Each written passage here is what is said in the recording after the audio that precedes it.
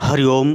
ओम आनंद ma'am, Om Shanti ma'am, ओम ज्ञान ma'am, आप सभी दर्शकों का हमारे चैनल पर स्वागत है। आज हम लोग बीएड फर्स्ट सेमेस्टर के अंतर्गत विस्मृति को यानी भूलने की प्रवृत्ति को कम करने के लिए कौन कौन सी रणनीति अपनानी चाहिए या किस प्रकार से घेराबंदी किया जाए कि जो चीज़ हम सीख लें वो हमको जल्दी भूले ना, उसके विषय में हम लोग अध्ययन करेंगे।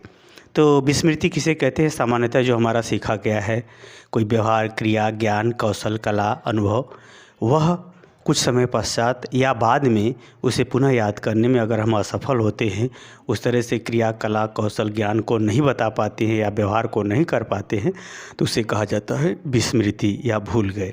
तो इसको किस तरह से कम किया जाए कि विस्मृति को कम कर दिया जाए, तो उसके लिए क्या रणनीति है? संक्षेप में अगर ये कहें तो जितना ही मुझे अच्छा ढंग से याद रहेगा उतना ही विस्मृति कम होगी, जितना ही खराब ढंग से याद रहेगा, आधा अधूरा याद रहेगा, उतनी ही विस्मृति ज़्यादा रहेगी। तो इस वीडियो के अंतर्गत हम लोग उन उपायों को देखेंगे कि जिसमें हम जो है स्मृति को बढ़ा सके या विस्मृति को कम कर सके, उसी रणनीति को इस वीडियो के अंतर्गत हम लोग देखेंगे। तो आइए पहला देखते हैं इसमें व्यवस्थित विषय वस्तु। यदि हम किसी विषय को, किसी व्यवहार को, किसी क्रिया को, किसी ज्ञान को सुव्यवस्थित क्रम ढंग से स्टेप बाय स्टेप, स्तर बाय स्तर व्यवस्थित ढंग से अगर उसका हम अध्ययन करते हैं, प्रत्येक पहलू को ध्यान में रख करके, प्रत्येक स्तर को ध्यान में रखते हुए सामान्य से विशेष की ओर अगर हम अध्ययन करते हैं, तो जो है हमको वो चीज़ भूलती नहीं है या बहुत कम से कम भूलती है। यानी हमको विषय वस्तु का क्रमबद्ध सुव्यवस्थित ढंग से अध्ययन करना होता है ताकि जो है हमको वह विषय वस्तु कम भूलेगी। दूसरा उपाय है पूर्ण विषय वस्तु। वास्तव में कोई विषय तब ज़्यादा भूलती है जब हम उसका आधा अधूरा ही चीज़ सीखे रहते हैं। जब किसी विषय वस्तु का हम पूर्ण रूप से हर पहलू को ध्यान में रखते हुए नॉलेज हो जाता है या व्यवहार हो जाता है या ज्ञान सीख लेते हैं, तो वह जल्दी भूलती नहीं है। यानी भूलने की प्रवृत्ति को कम करने के लिए आपको यह भी ध्यान रखना होगा कि किसी विषय को सीखिए तो पूर्ण रूप से सीखिए। तीसरा देखते हैं पुनरावृत्ति एवं अभ्यास। यदि आप चाहते हैं कि हमारी विस्मृति कम से कम हो यानी भूलने की प्रवृत्ति कम से कम हो, तो जो पूर्व में सीखी गई चीज़ें हैं या जो कुछ भी आप सीखे हुए हैं उसे आप क्या करें, बार बार दोहराएं। बार बार क्या करें, दोहराएं उसको, तो वो भूलेगा नहीं, तो भूलने की प्रवृत्ति कम हो जाएगी। दूसरा है अभ्यास। अभ्यास का मतलब इसमें होता है कि उस चीज़ को जो है क्रियात्मक रूप से दोहराना पड़ता है, उसे कहते हैं अभ्यास। जैसे मैथ है, वो उसको पुनरावृत्ति नहीं कहेंगे, मैथ को अभ्यास करना पड़ता है, उसको करके दिखाना पड़ता है, करना पड़ता है। यानी हम पुनरावृत्ति यानी पुरानी सीखी हुई चीज़ों को दोहराएं और साथ ही जो नई चीज़ें सीखे हुए हैं, जो कुछ भी हैं, उसका हम अभ्यास करें, बार बार उसे लगाएं। ऐसा नहीं कि जोड़ घटाना आपको आ गया तो वो हमेशा आप सही कर लेंगे, ऐसा नहीं है। जब आपका अभ्यास होगा तब जाकर के वो चीज़ें हमेशा आपके योग्यता, क्षमता और स्मृति में बनी रहेंगी। तो पुनरावृत्ति और अभ्यास जितना अधिक आप करेंगे उतना ही भूलने की प्रवृत्ति कम हो जाएगी। अगला है आवश्यकता एवं दीर्घकालीन मानसिकता। यदि किसी विषय वस्तु को आप सीखते हैं, उसको आवश्यकता से जोड़ करके, उसके महत्व से जोड़ करके आप अपनी मानसिकता में धारण की हैं कि नहीं, हमेशा के लिए मुझे ज़रूरी है, हमेशा हमारे लिए उपयोगी होगा, हमेशा हमारे लिए लाभप्रद होगा, तो आप दीर्घकालीन लॉन्ग टर्म मेमोरी आपकी अच्छी हो जाएगी। जब लॉन्ग टर्म मेमोरी अच्छा होने का तात्पर्य है कि भूलने की प्रवृत्ति कम हो जाएगी, यानी भूलना कम हो जाएगा। कहने का मतलब यदि आप लंबे समय तक का योजना बना करके और अपने आवश्यकता को ध्यान में रख करके अभी मानसिक रूप से धारण कर लेते हैं कि किसी चीज़ को सीखने के लिए कि इसकी मुझे सदैव हमेशा आवश्यकता पड़ती रहती है, तो वो चीज़ें क्या होती है, भूलती नहीं है जल्दी, या भूलने की प्रवृत्ति कम हो जाती है। वे हमेशा आपके लिए तरोताज़ा बनी रहती हैं या वह हमेशा आप उसका उपयोग करके अपने जीवन में अनेक प्रकार का लाभ प्राप्त करते हुए आगे बढ़ सकते हैं। तो इस प्रकार से आवश्यकता और को जितना ही आप महत्व दे करके और दीर्घकालीन आवश्यकताओं को जितना महत्व दे करके मानसिक रूप से तैयार रहेंगे, उतना ही जो है भूलने की प्रवृत्ति कम होगी। अगला है साहचर्य नियमों में संबंध।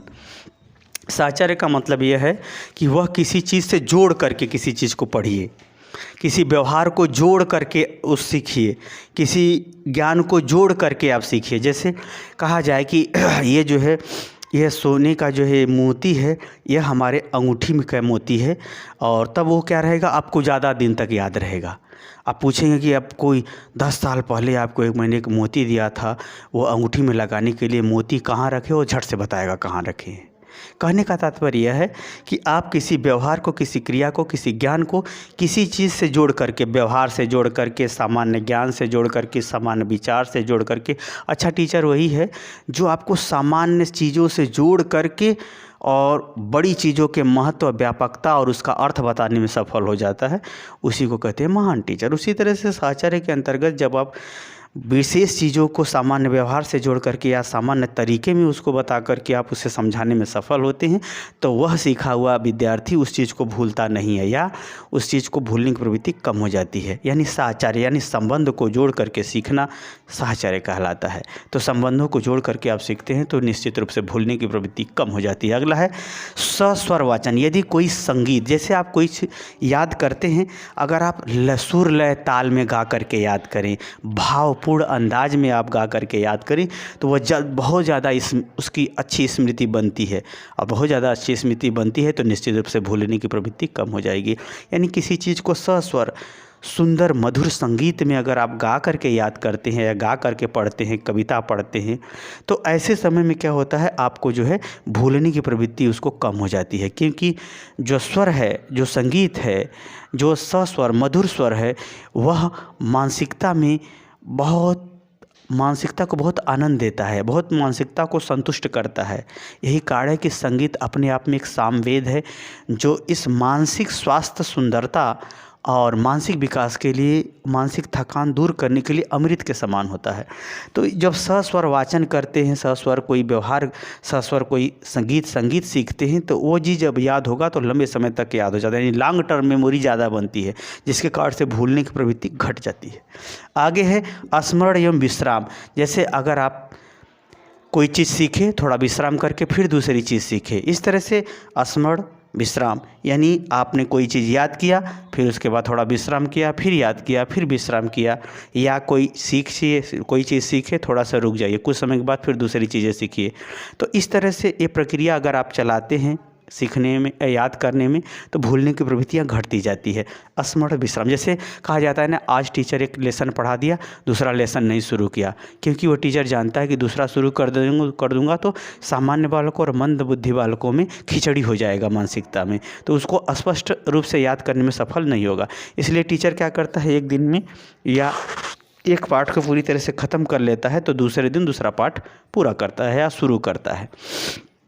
तो कहने का मतलब यह है कि स्मरण और विश्राम के साथ अगर वो सिखाया पढ़ाया जाता है, तो ऐसे प्रवृत्तियों में जो है भूलने की प्रवृत्तियाँ या उसको लंबे समय तक याद रखने की प्रवृत्तियाँ बढ़ जाती हैं।